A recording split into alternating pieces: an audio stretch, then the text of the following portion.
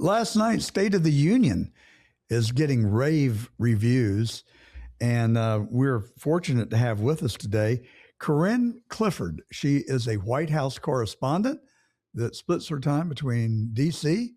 and Los Angeles, California. Corinne, welcome to The Truth. I am so grateful to be with you today. Last night was a success for President Trump and for our side.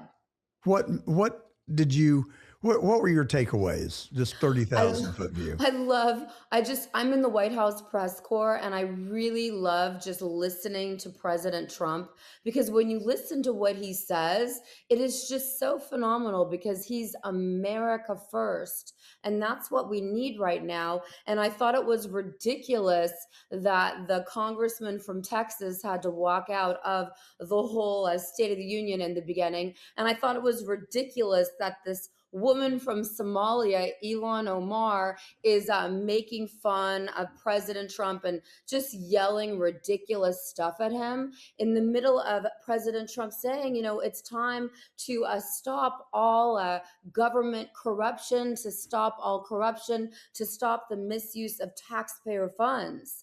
That's what's critical and key.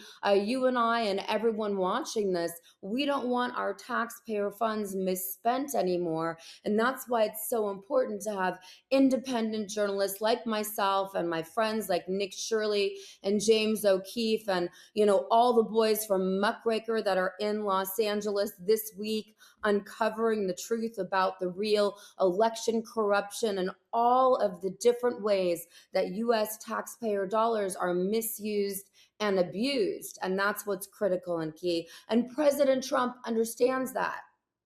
So Nick Shirley and James O'Keefe are both friends of yours? Of course. And Well, will you Anthony, tell Nick Shirley that he made me a promise at Mar-a-Lago that he would come on The Truth and that I'm ready? And, yes, and I'll tell his James, mother. yes, His and James mother. O'Keefe uh, lives in West Palm Beach, and he too said that he would come on The Truth. And I've been delaying inviting him because I want him to come to our studio, but we've just moved into it in the last week or two. So Well, you're in the best help me with that. location ever. Oh, West Palm Beach has the better weather than Beverly Hills. no argument. I like both places actually.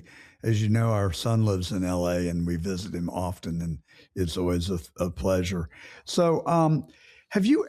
I mean, you're pretty young compared to me. Have you ever seen this country in more strife than it is right now? Since I am older, I can remember the '60s, and there was a lot of strife then. It emanated from the civil rights movement and also the Vietnam War. So you had blacks protesting.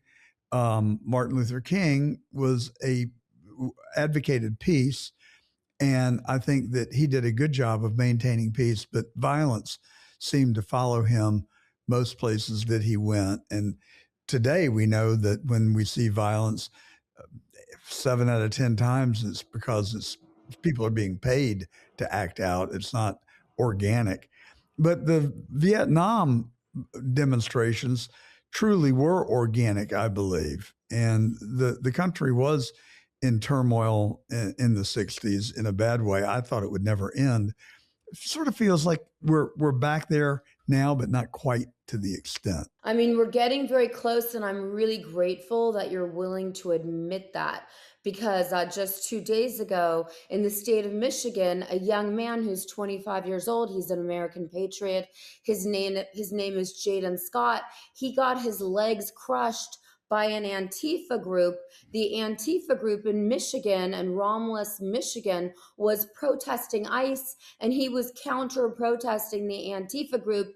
He was standing up for ICE, and his legs got crushed, and he's in the hospital right now, and no one's talking about it. So I I hadn't heard know about it. I'm the so independent sorry. journalists, I know the young men that are very upset that are on the front line of history because they can't afford to buy houses right now. Even your own son can barely afford to buy a house in the United States of America at this time in history. And so, yes, the political unrest is at a record high and the division is shocking. And when we really try to uncover where the funding for the protesters, where the funding for the Antifa is coming from, we're finding that it's members of the Chinese Communist Party, that it potentially could be members of the government of Iran. So we have a big problem because we've got foreign infiltration into our beloved United States of America. And that could cause, I don't know what it could cause. You tell me what words you want to use because we are at a breaking point right now. Well, and if we're not, we're in peril. I mean, I truly believe that. We had Peter Schweitzer on the program last week, and he was one of our first studio guests, actually, and we had a great conversation. And he explained that these migrations that we saw on television with illegals coming into the United States and lined up for mile after mile after mile were not organic at all. That it was orchestrated, and governments planned it, and they considered it we considered it an invasion. Mexico believes that they are taking back what is rightfully theirs because Arizona, New Mexico, and Southern California used to be part of Mexico. And so, my concern is that, to your point, I think that, well, we know that there are 150,000 military aged, fit Chinese men embedded in our country, and God only knows who else. And so, my concern is that they're potentially in sleeper cells that could be called into action at uh, a moment's call without notice to anyone, and do real harm to citizens of our country. Yes, and you're forgetting all the radical Muslim sleeper cells that we have. So, of course, we always have to stand up for 2A in the most respectful, responsible manner, and we have to really understand that it is dangerous now, and that Mm. your children, my children, it's a different world now.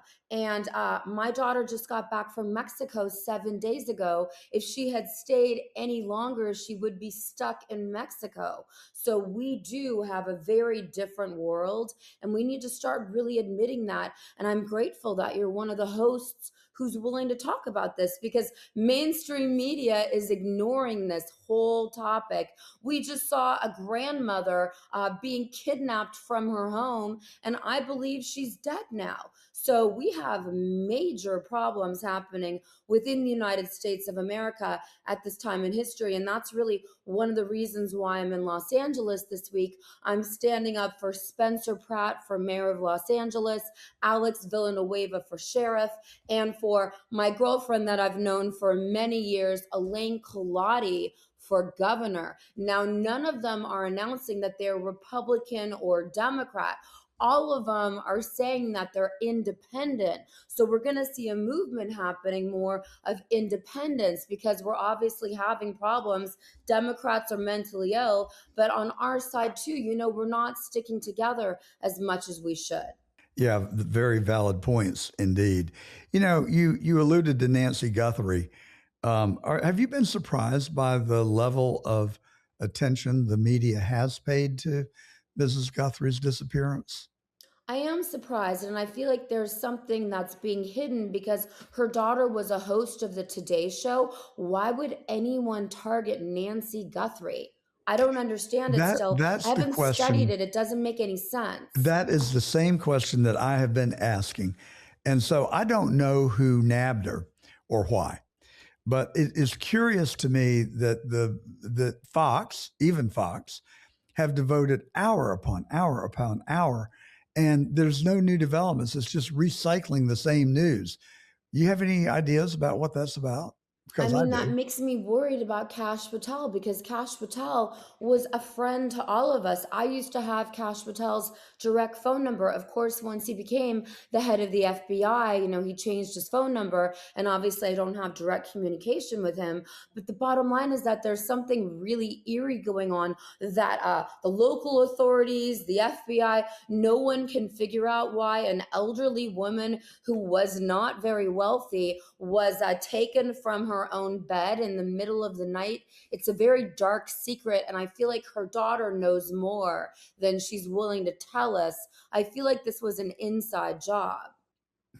I don't know, but my focus, well, not my focus, my prayers go out to her and her family, and my focus truly is her return and her safety. Although with each passing moment, I think we've got to acknowledge that that becomes less and less likely. But the thing that just really caught my attention was the disproportionate media interest in her kidnapping. And it happened at the same time that they released 3 million files from the Epstein uh, disgrace. And do you think there's a connection, not between the kidnapping and the coverage, but just the disproportionate coverage and the Epstein file release? Because I got a hunch that maybe Of that is the course, case. of course. 100%. You know, the most banned, censored information about the Epstein files is what really happened in New Mexico. What was really going on in Jeffrey Epstein's New Mexico estate? And the gentleman who currently owns it is not allowing the local sheriff, the local police, to dig around and look for any dead bodies. We're being told that there are actually girls buried on that property. Now, I don't know if it's real or fake. I sent two independent journalists out there to really look into the situation. Of course, they would be charged with trespassing if they walked into the estate and started digging up things looking for dead bodies. But something really vicious and malicious happened in New Mexico. And that's why I always tell people, you know, President Trump is the reason that Jeffrey Epstein even got arrested. Since 1998 and 1999 in Los Angeles, in New Mexico, in New York City, parents, victims, family members of victims were trying to get Jeffrey Epstein arrested. And it was only until President Trump put his foot down that Jeffrey Epstein got arrested for the first time. So, yes, mainstream media obviously is hiding the fact that it's many people on the Democrat side that engage with Jeffrey Epstein, like Bill Gates, like Les Wexner, et cetera, et cetera. Did you watch Lex Wessner's interview I or really did when he deposition? went to Congress, yes. What'd you think? I mean, I was shocked to see how elderly Les Wexner is right now. Of course, I was shocked to see his own lawyer threaten him and use a bad word. I was also shocked to see that Les Wexner has zero remorse for anything that he did to any woman, because many of my girlfriends, especially in Los Angeles, I have a girlfriend, her name is Barbara Adler, and she used to work for Victoria's Secret. So she is actually going on shows and talking about her experience and saying the stuff that she went through at some of these parties and with Les Wexner himself. The fact that he has no remorse is just disgusting to me. Well, you're giving me new information. I knew obviously that he had a business relationship with Epstein and that they were very close, although he maintains that he was duped and that he knew nothing about Epstein's uh, sordid affairs. That he did hear that Epstein had propositioned someone at the Limited and said and told him if that ever happened again, he was out. He came across as a very credible person to me, who I want to believe, but you're telling me that maybe there's more to the story than what I know. There's way more to the story because I know models that worked for him. And so there's way more to the story.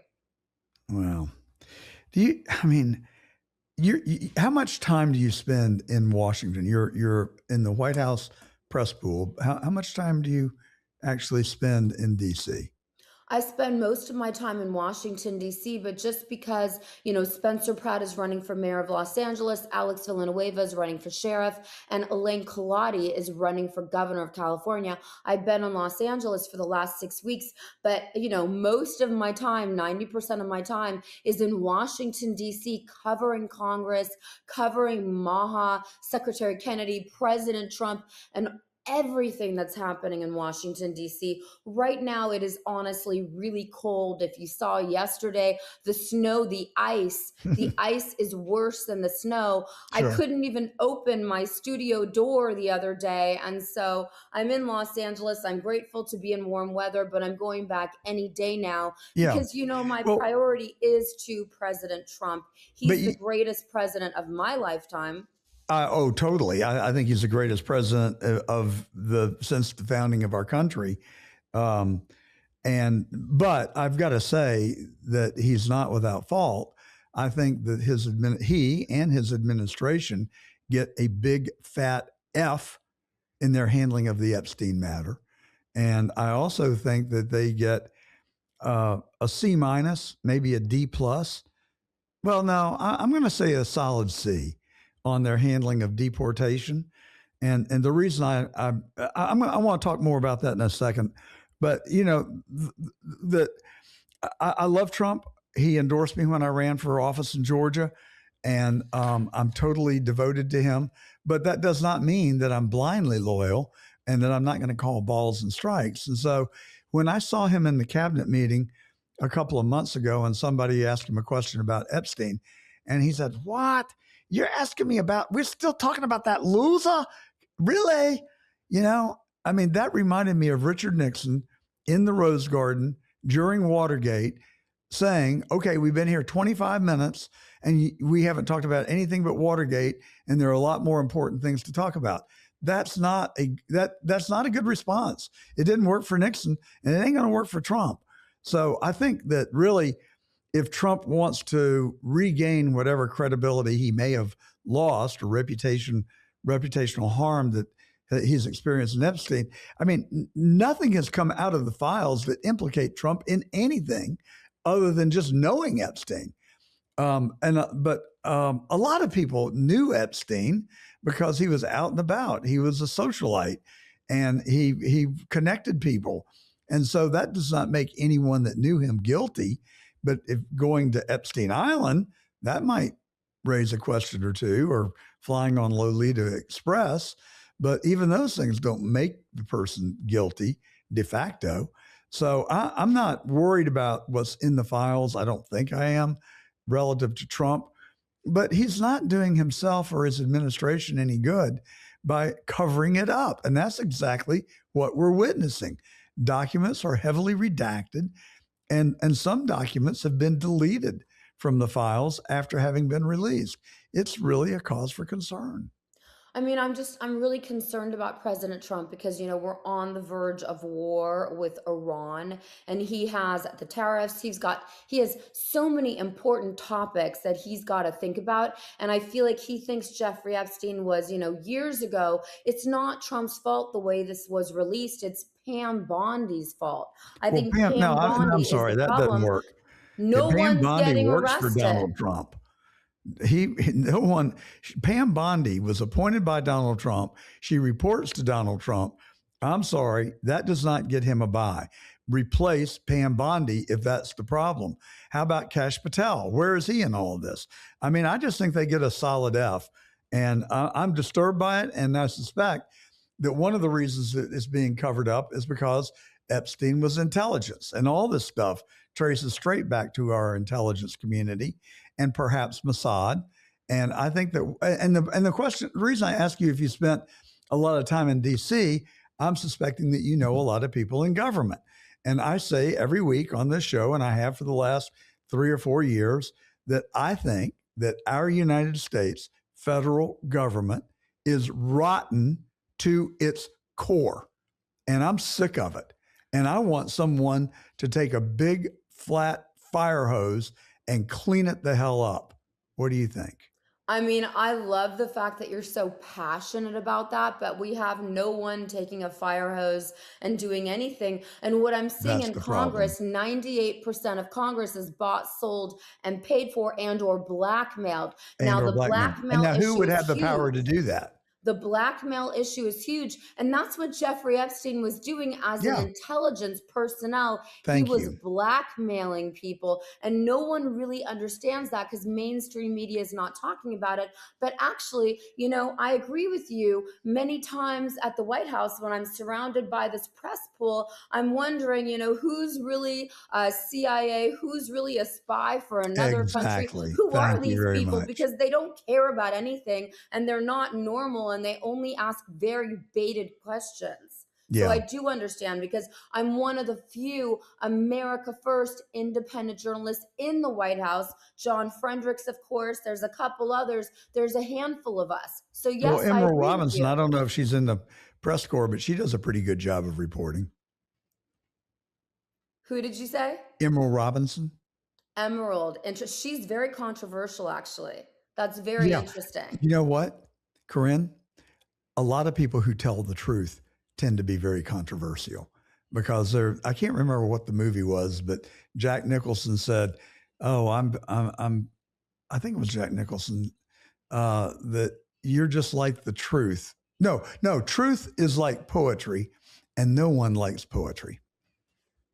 That I kind love poetry and I love truth. And I have about 7 people in the White well, House as do I. who are truth tellers, and we really stand up and we're independent and we really give you the truth the way we see it for America first. But the bottom line is that I think that Emerald Robinson, got in a fight with Scott Pressler. And so there's some problems with that. I like Scott Pressler. The bottom line is that how are we going to win the midterms? All of this is distracting from the midterms. If Well, we let's talk lose the about the midterms midterms, for a minute. we lose America. So let me tell you that Trump gets an A plus on foreign policy. He has ended 7 wars, maybe 8. He's working on the next one. That would be the Ukraine and Russia. He gets an A plus on the economy, in my view. He inherited a very difficult problem. Inflation's gone from 9% to 2.3%, but that's inflation. That's not prices. Prices are sticky. And if inflation's at 2.3%, that tells you that prices are still trending up. They're not trending down, except in the case of fuel. And fuel is a big driver in our economy. So I give him an A plus on the economy. The crime rate in America is coming down precipitously. And so I think the big issues he is handling quite well. Epstein and F. The immigration issue, he won the election largely because of the economy and closing the border. He gets an A plus on closing the border. He gets 110 on his final exam for closing the border because he gets extra points. He did in a week what Biden said he lacked the power to do. So all that's very good. But and now this is not criticism. Now I'm critical of him on Epstein. I'm not being critical on deportation because I think it's a very difficult problem. But we started with 20 million illegals in this country. Information that I've read indicates that there may be about 18 million still here. Now, some number have self-deported. The number ranges from 200,000 to 2 million. The Trump administration claims 1.9 million. I don't believe that. Other reports claim that it's 200,000. Fact of the matter is, I'll just be content to split the difference and say 1 million people have self-deported. But then we've had about 200,000 that have been deported, maybe 400,000 actually. And that's a significant number. But Trump can't get the job done in 4 years and 3 years remaining at that rate.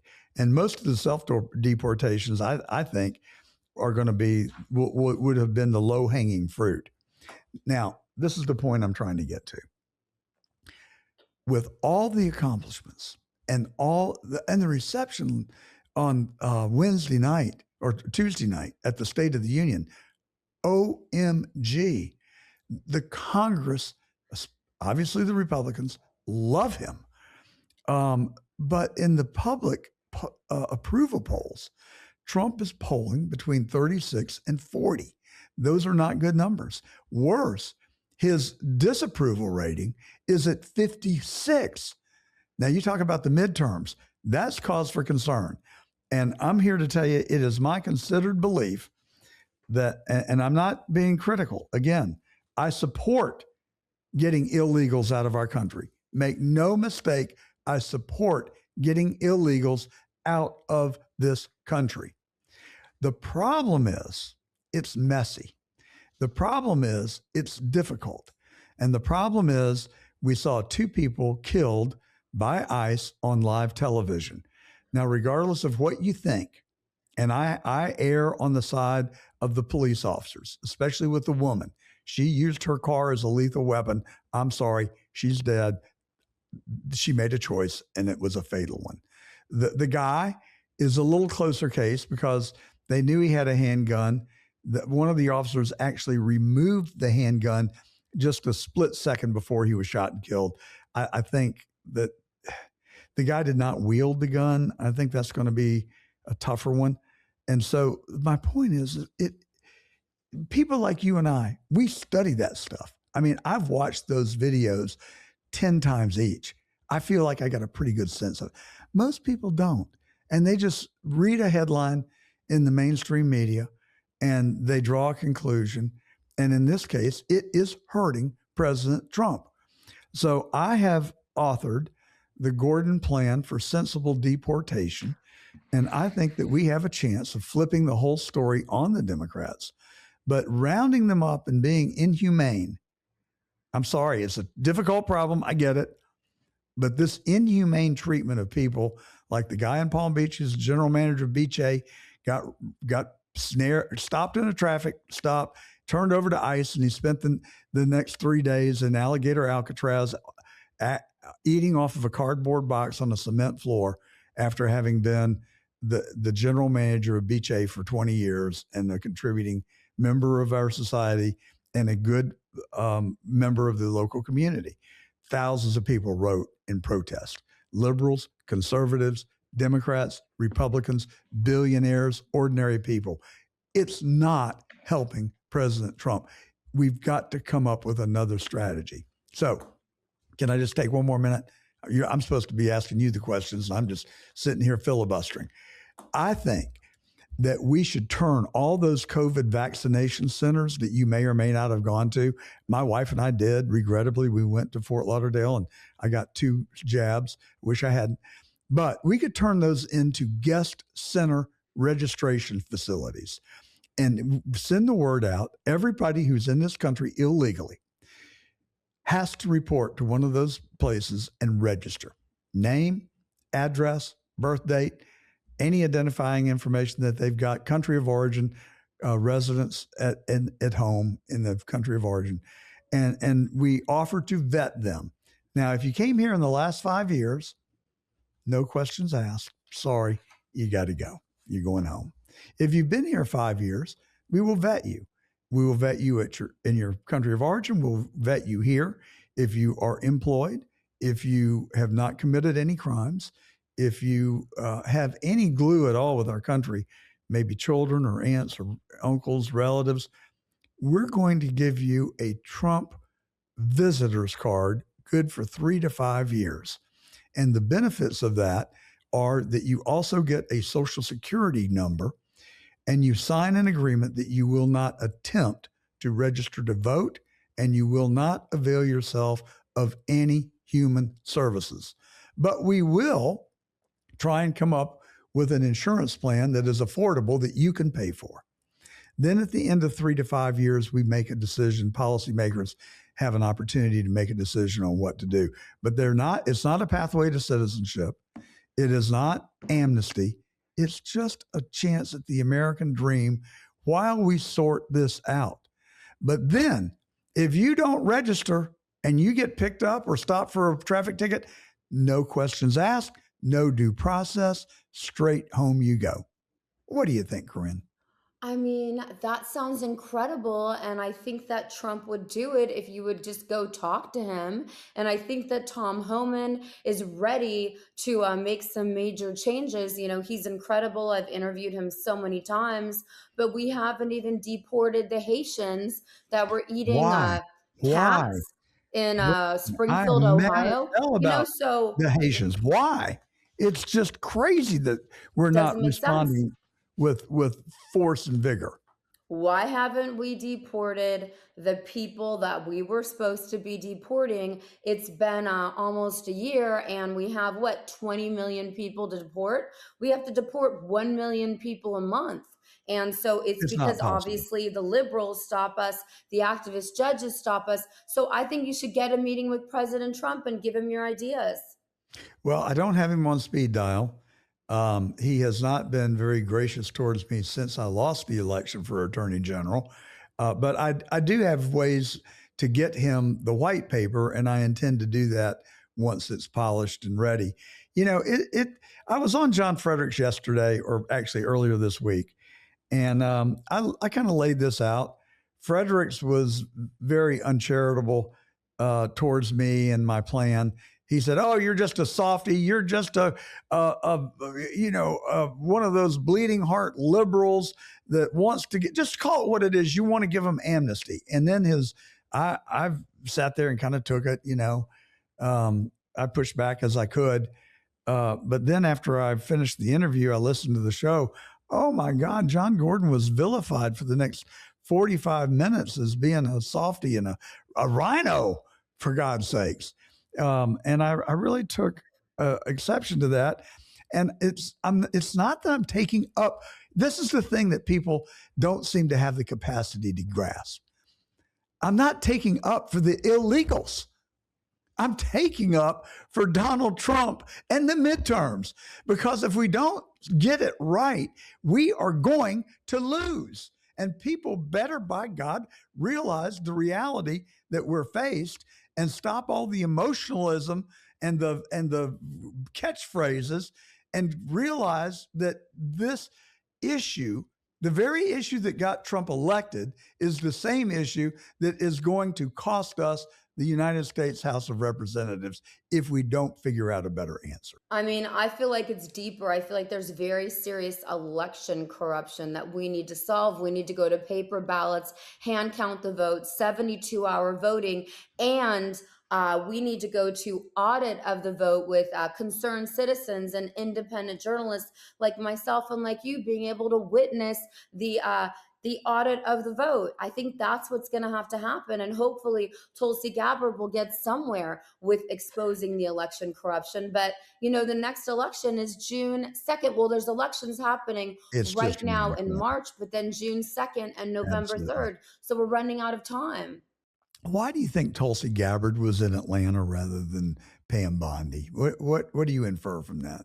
I think that President Trump is really trusting Tulsi at this point. And I think that Pam Bondi might know too much about President Trump. And that's why President Trump can never seem to get rid of her, no matter how many mistakes she's made, because she's made a lot of mistakes. And She so has. she's the person I'm critical of. You're not critical of Cash. I don't. I'm not. I'll just put it out there. I've never been a fan. I've just never been a fan. He seems too quick to take praise and to take credit for things, and some of them deservedly. But there's a lot I can brag on. I don't. I just choose not to. Unlike Trump, he doesn't hesitate to tell you how good he is.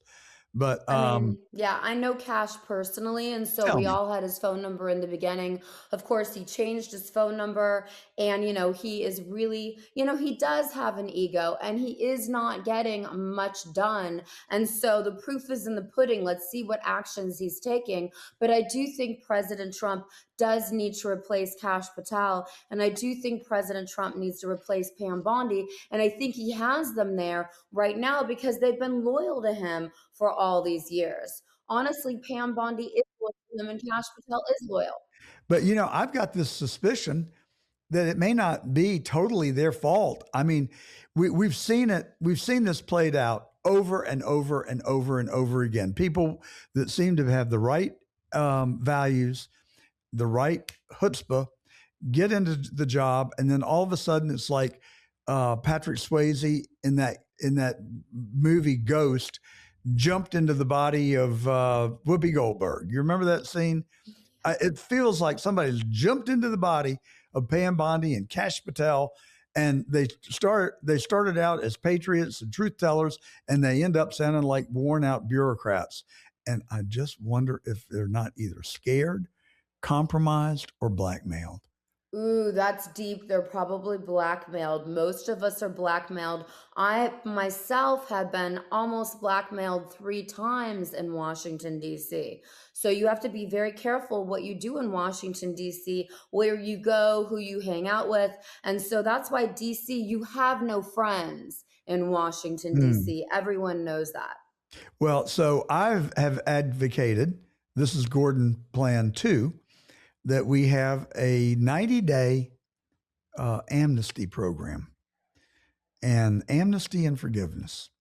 And if you are a member of Congress or employed by the United States federal government, and you have been blackmailed, bribed, otherwise compromised, we're going to round up the best priests and preachers in America. We're going to set up confession booths in the halls of Congress, and you can go there and you can confess your sins over 90 days. But the caveat is we'll forgive you, but you've got to name the people that have tried to blackmail and compromise you. And there are going to be so many people with so many bad stories that we're all going to agree to look the other way, but we're going to ferret out the people that are doing this demonic, dastardly work. I suspect that it's going to lead straight back to Clapper, Comey, and Brennan, maybe Obama and Clinton, and then we'll get this country back on a high ground, and we're going to say, I'm sorry, you cannot boss me around, tell me what to do ever again. I've got immunity. Goodbye. I mean, you're leaving out the Bush family and you're leaving out Obama. I've got personal I I information on I think Obama. I said Obama, but Okay. I would go with you on the Bushes. With that, Corinne, I'll give you the last word. We got to bounce, but I sure have enjoyed chatting it up with you. If you come to West Palm Beach, I'd love to have a cocktail with you. I have to bring my wife of 48 years with us, though. I would love to. God bless you. Thank you so much for giving me the time today. I think it's really important that people are prepared for every emergency. I want everyone to go to SAT123.com. That's SAT123.com and buy everything that you need for an emergency. You need a satellite phone, you need a bulletproof backpack, you need to make sure you're prepared with the generator, you need a Starlink, you need to make sure you're ready in case there is an emergency. I want you to be prepared. Please go to SAT123.com. Thank you so much. And I will see you in West Palm Beach. I will be there for a conference on April 10th. Oh yeah, that's my birthday. What's the conference, if I can The ask? conference is about biohacking, peptides, longevity, and of course, that's the next progression that I'm very interested in being an investigative journalist. I am really researching the peptides and the anti aging and what we do next and next and next. Because if we have to stay alive this long, we better learn how to thrive. Well, I got a deal for you. Why don't you go to that conference and you come right over here afterwards and we'll sit across the way and we'll talk about it on an episode of The Truth? Because we have a segment that we do, Growing Old Gracefully, BS, and that fits right in with our theme. That would be incredible because I'm going to become a specialist in growing old. Well, I'm living proof of it. I don't know what you're talking about. I'm interested in that longevity seminar, and that is The Truth. I'm John Gordon, and Corinne, thank you for being with us today. Yes, and please join me on X at Corinne Clifford. Thank you so much. God bless you.